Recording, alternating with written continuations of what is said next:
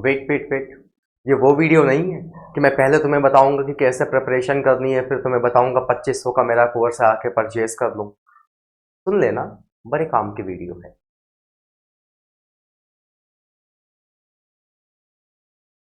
Hello everyone, नमस्ते, good evening, स्वागतम सभी का, वेलकम सभी का स्वागत। आरआरबी पीओ मेंस, अब बारी है इंटरव्यू की।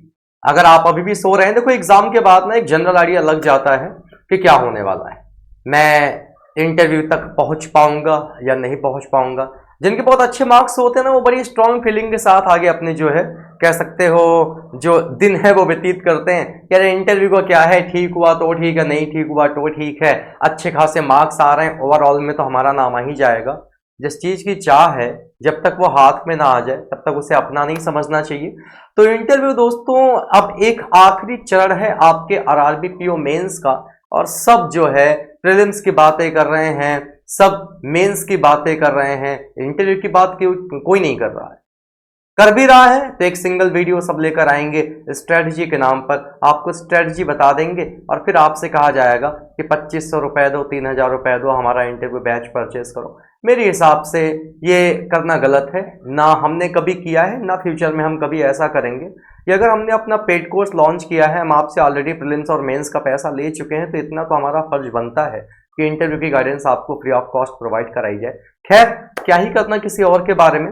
मेरे प्यारे दोस्तों, ये जो एक वीडियो अभी मैं आपको डिलीवर करने जा रहा हूं, इस वीडियो में हम बात करने वाले हैं कि कैसे हम अपनी प्रिपरेशन जो इंटरव्यू की है वो आगे कंटिन्यू करने वाले हैं। 7 बैंकिंग इंटरव्यू मैं दे चुका हूं, जिसमें एसबीआई, आईबीपीएस और आरआरबी के इंटरव्यू शामिल हैं। अपने एक्सपीरियंसेस आपको मैं शेयर करूंगा, आज ही सब कुछ नहीं शेयर कर दूंगा। आज मैं आपको इंपॉर्टेंट मुद्दों के बारे में बताऊंगा और कल से आपको मैं प्रॉपर क्लासेस जो है वो डिलीवर करूंगा। जी हाँ, क्लासेस मिलने वाली हैं आपको प्रॉपर, जो कहीं नहीं मिलती, कहीं नहीं मिलती। कहीं आपने देखा किसी चैनल पे फ्री क्लासेस पढ़ी हो, एक सिंगल वीडियो डाला जाता है, बट हम लोग एक सिस्टमैटिक वे में सारी क्लासेस जो है वो करने वाले हैं।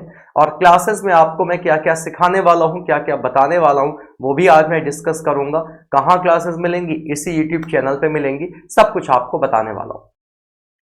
देखो दोस्तों, अगर हम बात करें इंटरव्यू की, तो बहुत सारे ऐसे एस्पिरेंट रहे हैं पास्ट में जिनका जो स्कोर है वो मेंस में बहुत अच्छा खासा नहीं रहा, लेकिन उन्होंने अपने इंटरव्यू को बेहतर बना के फाइनल जो कट ऑफ है, ओवरऑल जो कट ऑफ बनती है, उसमें अपनी सीट को उन्होंने सिक्योर किया है। इंटरव्यू एक इंपॉर्टेंट पार्ट है दोस्तों, आप पढ़ने में कितने ही बेहतर क्यों ना हो, आप मेंस का एग्जाम देकर कल को इंटरव्यू में अपीयर हो रहे होंगे, तो एग्जामिनर जो आपका इंटरव्यूअर है उसको ये पता है कि ये बंदा मेंस का एग्जाम देके मेरे सामने यहाँ पे बैठा है, इसका मतलब नॉलेज की तो कुछ खास कमी इसमें नजर आ नहीं रही। नॉलेज की कमी होती तो आज ये यहाँ ना होता। वो देखना चाहते हैं दोस्तों आपका सेल्फ कॉन्फिडेंस, वो देखना चाहते हैं आपकी कम्युनिकेशन स्किल, वो देखना चाहते हैं कि कभी कभी अगर कोई पैनिक सिचुएशन क्रिएट होगी तो उस पैनिक सिचुएशन को आप कैसे हैंडल करते हो। तो दोस्तों कई सारे छोटे छोटे पॉइंट्स हैं, आपकी कम्युनिकेशन स्किल्स कैसी है, आपकी पर्सनालिटी स्किल्स कैसी है। पर्सनालिटी स्किल्स का मतलब ये नहीं होता कि देखने में आप बड़े सुंदर हो, या मैं फीमेल्स की बात करूं दिखने में आप बहुत ही मतलब प्रिटी होनी चाहिए, ऐसा कुछ भी नहीं है। पर्सनालिटी स्किल्स का मतलब होता है आपका पहनावा कैसा है, आपके उठने बैठने का तरीका क्या है, आपका लोगों से बातचीत करने का मतलब, ये सारी चीजें जो है वो आपकी पर्सनालिटी के अंतर्गत आती हैं। अगर आप आरआरबी पीओ इंटरव्यू के लिए अपने आप को प्रिपेयर कर रहे हो, तो मैं आपको कुछ मुद्दे बताता हूं जो आपको दिमाग में रख के ही अपनी जो तैयारी है वो आगे कंटिन्यू करनी है। सबसे ज्यादा जो दोस्तों इंपॉर्टेंट है, ये 11 पॉइंट, ये 11 वो पॉइंट्स हैं जिनको अगर आप ध्यान में रखोगे तो डेफिनेटली 101% आपका इंटरव्यू बहुत बहुत बहुत बेहतर होगा। इनमें से मैं आपकी क्या हेल्प करने वाला हूं वो भी हम बात करेंगे।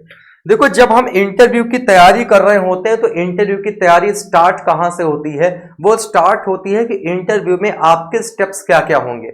जब आप इंटरव्यू देने जाओगे तो सबसे पहले जब आप अपने घर से निकलते हो तो ड्रेसअप होकर निकलते हो, आपकी एक तरीके से कह सकते हो ड्रेस क्या होनी चाहिए, that is the most important point. वो ड्रेस आप जब मतलब पहन लेते हो, उसके बाद जब आप पहुंचते हो अपने वेन्यू पे जहां आपका इंटरव्यू हो रहा होता है, तो वहां पे पहुंचने के बाद इंटरव्यूअर के सामने आपकी एंट्री कैसी होनी चाहिए, आपकी एग्जिट कैसी होनी चाहिए, सेकेंडरी मोस्ट इंपॉर्टेंट पॉइंट। तीसरा, आपका सेल्फ इंट्रोडक्शन जो है वो बहुत ज्यादा स्ट्रांग होना चाहिए कि आप कैसे अपने आप को इंट्रोड्यूस कर रहे हो।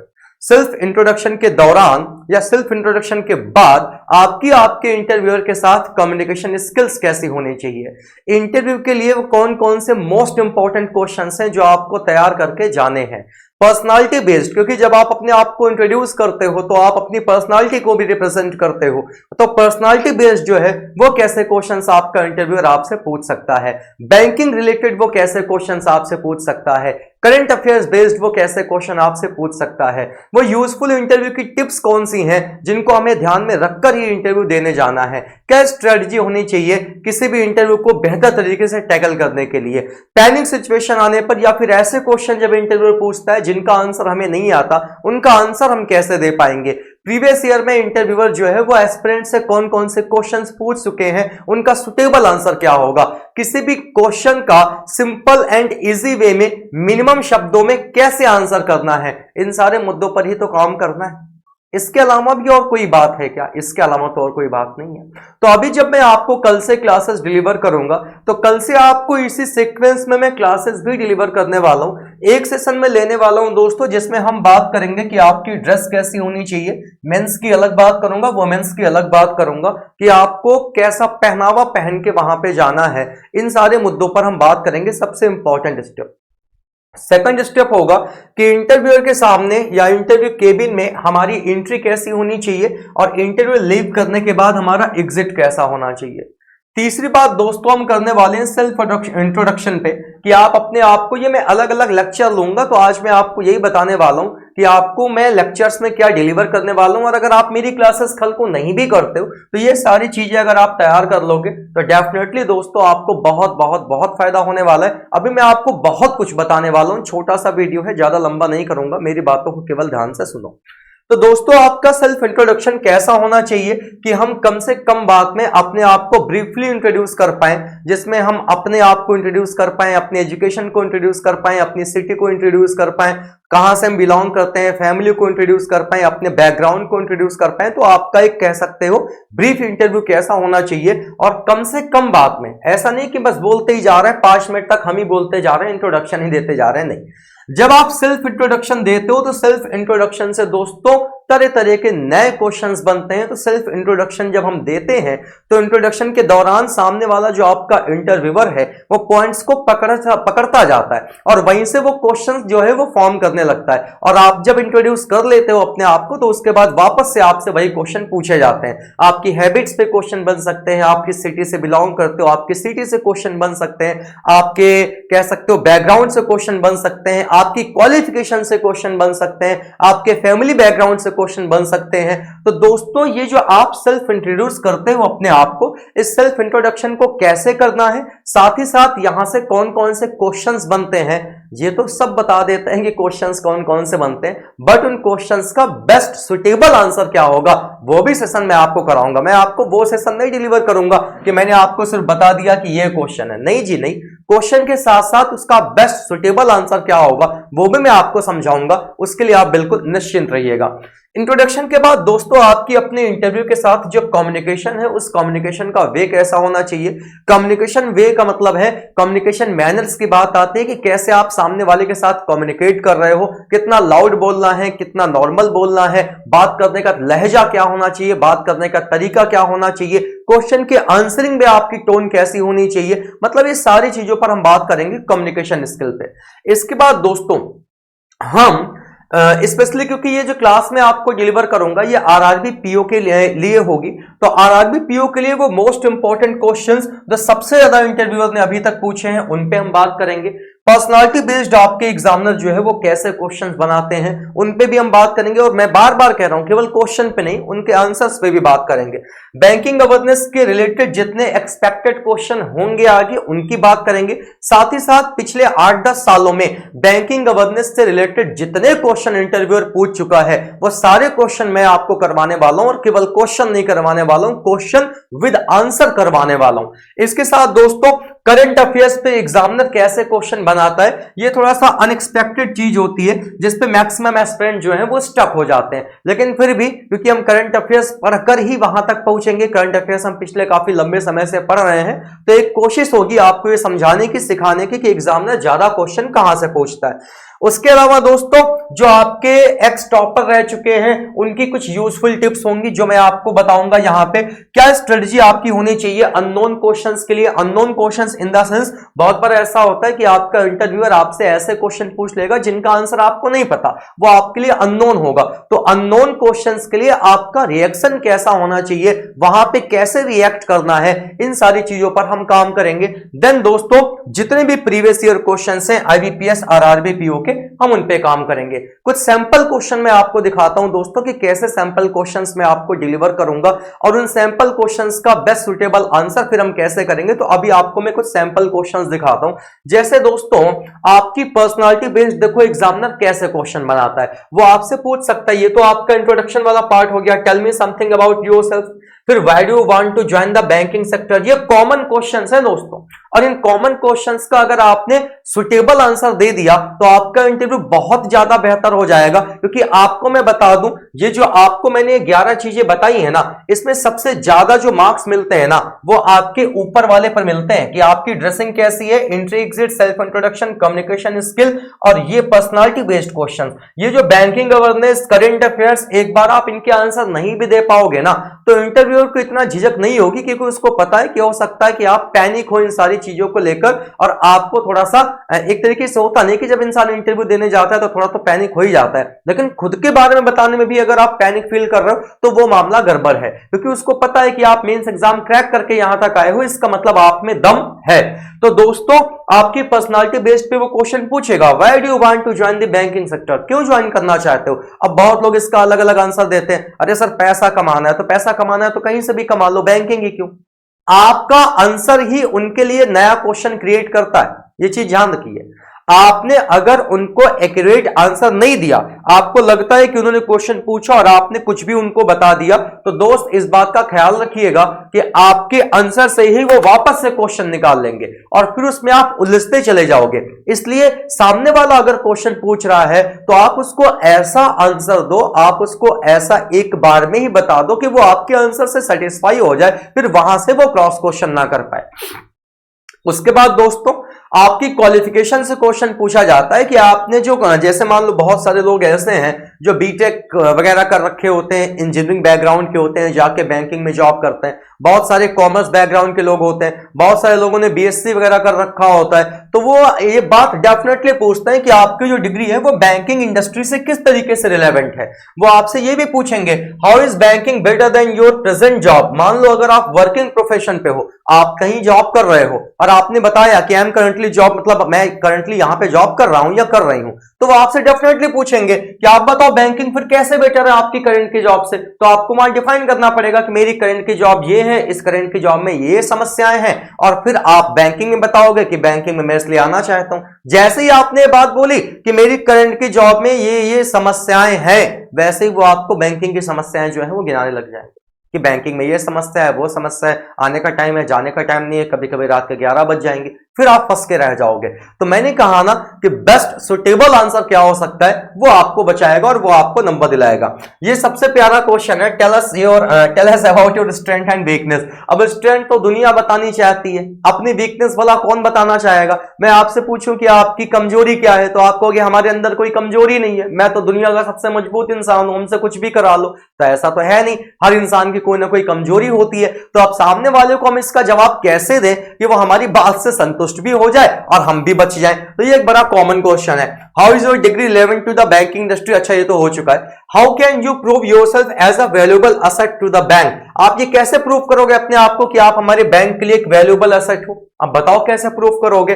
Will you leave this job if you will get a better job opportunity. कल को आपको एसबीआई पीओ मेंस में आपका सिलेक्शन हो जाता है, एसबीआई में आप पीओ बन जाते हो, तो क्या आप आरआरबी पीओ छोड़ के चले जाओगे। कल को अगर आपका आरआरबी ना आईबीपीएस छोड़ो, मतलब एसबीआई छोड़ो, आईबीपीएस पीओ में सिलेक्शन हो जाता है या आपको कोई अदर बेटर अपॉर्चुनिटी मिलती है, तो क्या आप बैंक की जॉब को लेफ्ट कर दोगे।